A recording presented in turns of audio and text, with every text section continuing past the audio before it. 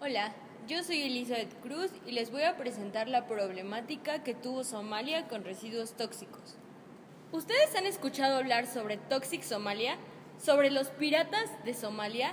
Quizá ustedes piensen que se escucha aterrador hablar de piratas, ya que ellos capturan buques y toman como rehenes a los tripulantes.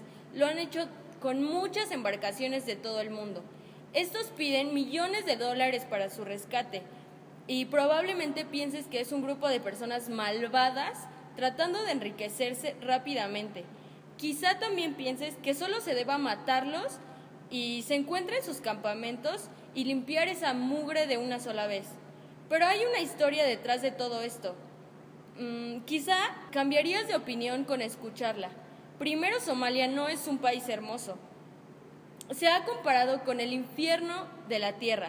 Toda África es pobre, bajo estándares occidentales, pero Somalia es pobre bajo estándares africanos.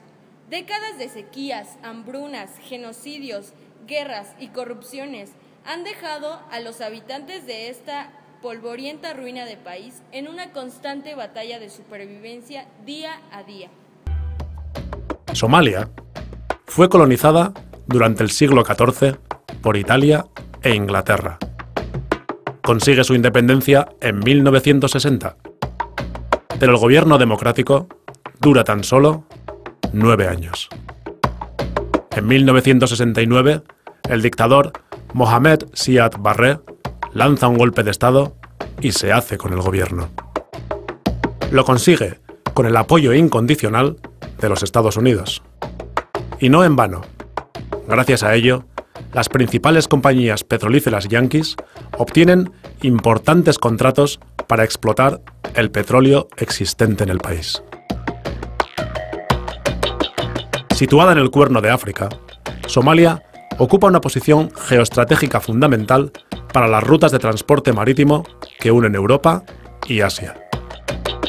Más de 20.000 barcos de carga atraviesan cada año sus costas por el Golfo de Adén, transportando más del 10% del comercio mundial.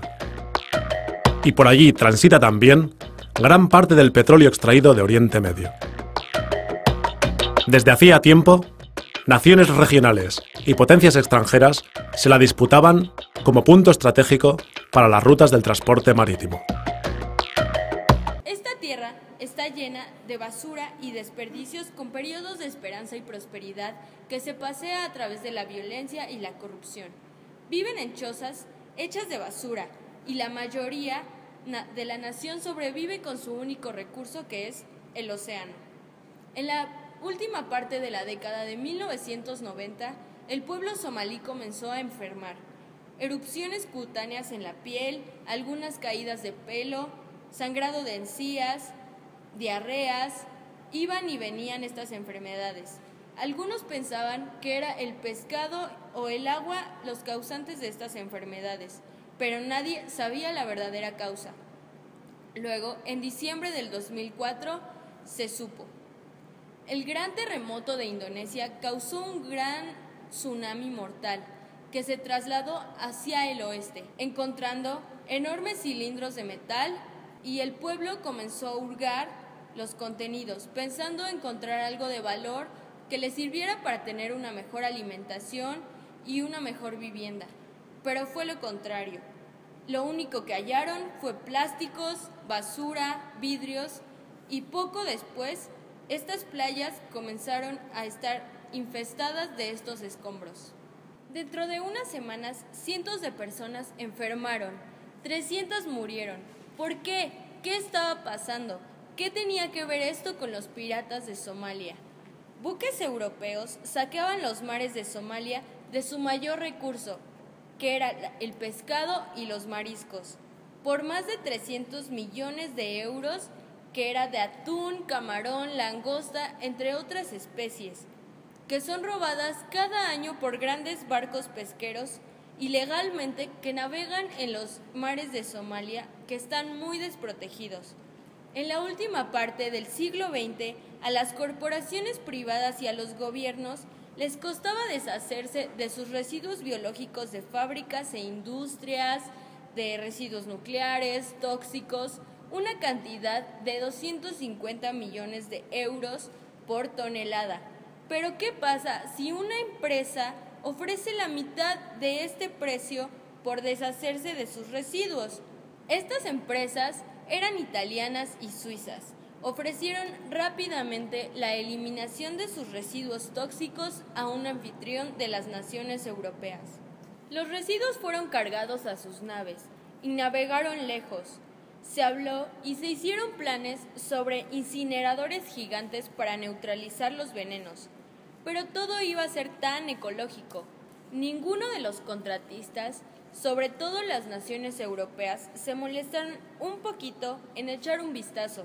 Y sí, todos los residuos se cargaron y navegaron lejos, pero solo para ser vertidos en los océanos frente a Somalia.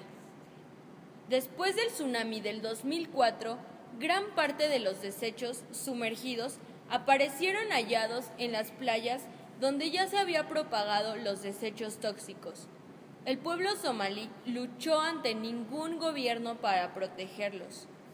Localmente, se organizaron en tribus, y las tribus en clanes, con ningún servicio de guardacostas.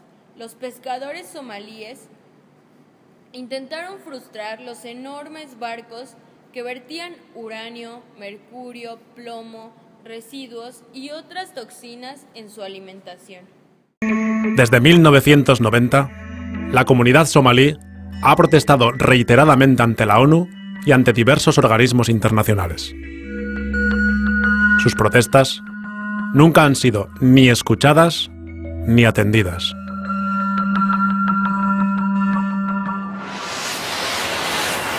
El Grupo de Supervisión para Somalia de Naciones Unidas también ha constatado y ha alertado en sus informes sobre la depredación sistemática de la zona llevada a cabo por flotas de pesca extranjeras.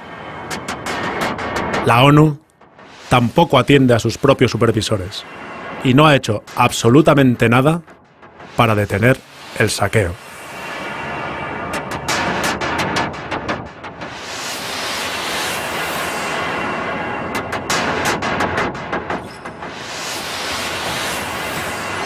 Mediante una investigación que realizó una mujer italiana de nombre Ilaria Alpi, descubrió que el gobierno italiano había regalado barcos de pesca a una empresa llamada Shifco. Ella se dio cuenta que no hacía muchos viajes de pesca y sin embargo hacía viajes de ida y vuelta hacia Europa. Somalia se controlaba por un grupo armado y ella pensó que lo que transportaban no era pescado.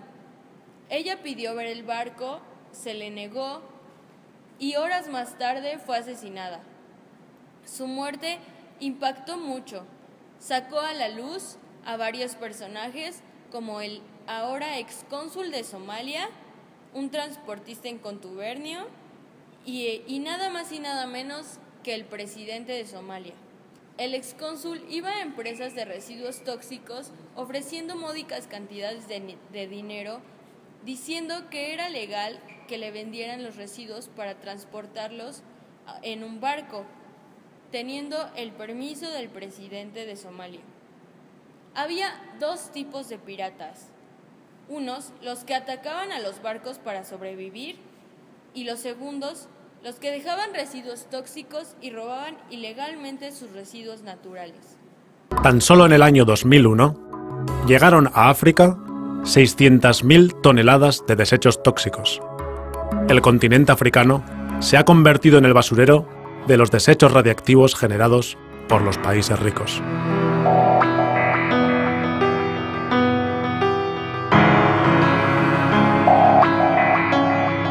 Un país devastado que muere de hambre. Los países ricos acuden para arrebatarles la pesca y de paso contaminar sus aguas con basura tóxica y nuclear. Este es el contexto en el que aparecieron los hombres que algunos medios denominan piratas. ¿Y tú, quién crees que es el verdadero culpable? Es importante que nos demos cuenta de la situación que vive Somalia, considerado un país bajo y sin derechos a existir. Sin embargo, son seres humanos que deberían tener una vida digna y un gobierno que analice la problemática de su nación y buscar la forma de ayudar a que Somalia crezca como país. Gracias.